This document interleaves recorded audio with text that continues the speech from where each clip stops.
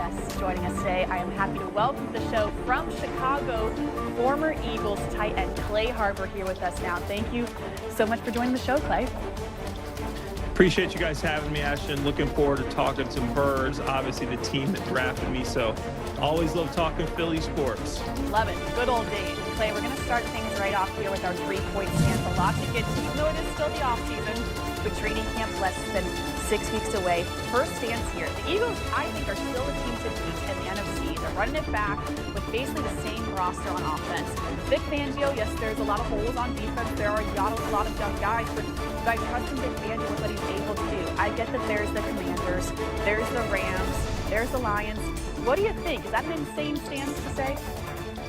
No, absolutely not. They're returning 20 of their 25 players that took the most snaps from last year. And as a guy that's obviously played a lot of football, that's important. You have a lot of continuity there, and that's something that matters a lot. And defensively, yeah, you took a big hit losing some of your big-time guys, but you still got Jalen Carter, Zach Vaughn, Quinion Mitchell, Cooper DeJean coming back, and obviously, like you said, Vic Fangio, who pitched that masterclass in the Super Bowl. So I think they're in excellent position to remain the top of the NFC. And it's interesting, Clay, when we talk about that consistency, you're going to know this better than most. The one thing that really is inconsistent with this Eagles team is the offensive coordinator position. Jalen Hurts has not had the same play caller since he's been here with the Eagles. As a guy who knows offense, how difficult is that to rinse, wash, and repeat this every single year? Kevin Patullo is a guy that spent a lot of time with Jalen Hurts and a lot of time in that system, so I'm not worried. I think Kellen Moore was a solid play caller, but it did take him some time to get going. Most quarterbacks, I would say that's the issue. You want to get into the idiosyncrasies of an offense, which usually takes 2, 3, 4 years. When I played in New England, Tom Brady had been in the same system basically for 16 years.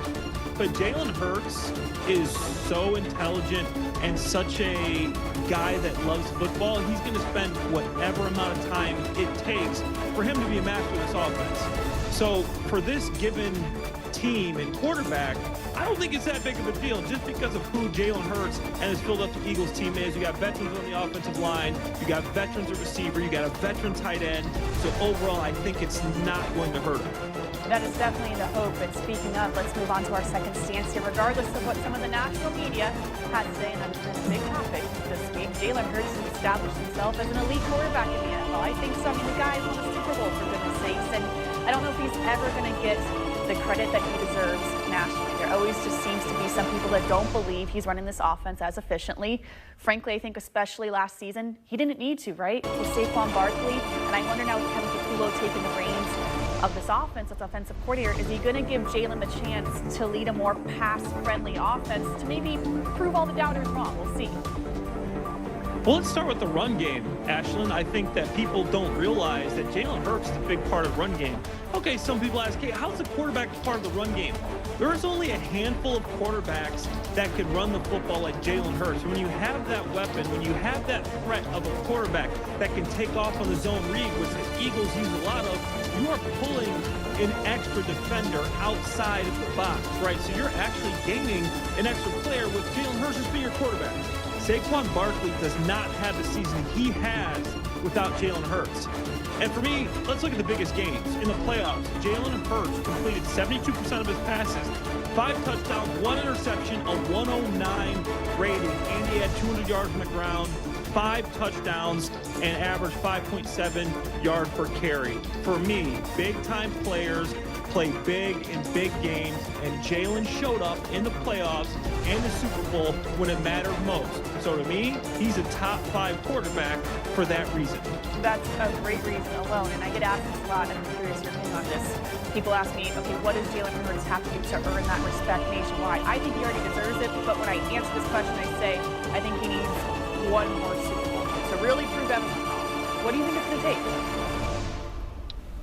I think he should have it, but obviously he doesn't. But if he wins a second Super Bowl, Ashton, you're absolutely right. There's nothing you can say. I don't care if he was if he throws 10 touchdowns. If you are a guy that has multiple Super Bowl, that list is very, very small. You're getting into the top of the line, top quarterbacks. If you win multiple Super Bowls, a guy like Jalen Hurts, there is nothing you can say. I don't care what his stats say. The guy's a winner, and he gets it done. Yes, he does. Clay, I'm going to lean into your expertise here as a former tight end for this third stance. The Eagles, I think we're wise to bring back Dallas Goedert for this season. At least for this year, right? Do I think he's going to get a long-term deal here in Philadelphia with the age he is? Most times likely not. I do think another team's going to pick him up. But this Eagles team right now is so in win-now mode to keep this offense so consistent with Dallas Goedert. And you know this, his blocking abilities and him showing up in big games in the passing game, I don't think that can be overlooked.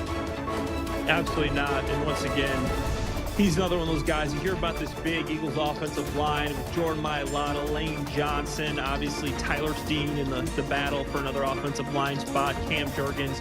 You got a lot of players there, but don't forget about Dallas Goedert. He's a guy that can block on that edge, and you love to run Saquon in that wide zone, and that's one of the reasons there's a lot of holes there with Dallas Goedert. I know he was 19th in tight end receiving yards last year. I know he missed 7 games.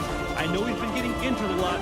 But let's look again, Ashton, at when it mattered most. In the playoffs, who led the Eagles in receiving yards and receptions? Was it Devontae Smith? No. Was it A.J. Brown? No. It was Dallas Goedert. He caught 85% of the passes thrown his way, had a 128 pass rating when targeted. He's one of the few tight ends that play better in big-time games and one of the few tight ends that can block and catch passes. So bringing him back, absolutely right. Your win now, he's still playing at a high level. He may miss a few games, but if he's there in crunch time, like he did last year, he led the Eagles in receiving, he can do it again. Right, and I'm so curious, Clay, with the way this Eagles offense is run, I think at times it's hard to look at the targets when compared to other positions with other teams because, frankly, there's just not enough footballs to go around to get these guys the targets that they want on this Eagles offense. I applaud them for understanding the grand scheme of things, but that's why I always feel like those stats are a little bit skewed. Yeah, there's one football, and you got Saquon Barkley in your backfield. So obviously, Devontae is going to get his touches, AJ is going to get his touches, and whenever you need him down the middle of the field, Dallas Goedert is there. And that's another reason why you want to keep this guy. Because some tight ends that are this good, that are this highly touted, will maybe raise a little bit of a stink. Plus, Dallas Goedert, no, he's going to block hard regardless. If Saquon has 150 and he only gets two catches, he's fine with that as long as the Eagles win the game. So that's another reason why you want him as your tight end. It reminds me a little bit of Brent Selleck when I was playing. Brent would go games where Deshaun would have a ton of catches, or Jeremy Maclin would have a bunch of catches, and Brent wouldn't get targeted that much. He didn't care. He blocked his tail off, and when Sean McCoy had big games, he took pride in that. Totally agree. Great comparison there. And now time for the playbook presented by Superpets. Clay, sticking around to talk about some of the hot topics around the league, including come back to Birds Huddle, and once again joined by former Eagles tight end Clay Harbor. And Clay, I want to get your opinion on some things around the NFL, pressing issues here. Let's get right to Pittsburgh. That is the big news of the week. Aaron Rodgers, the new starting quarterback. It took a while to get Aaron Rodgers to Pittsburgh, that is for sure, but it definitely seems like he's an upgrade of anyone else. How do you think this is going to shake out?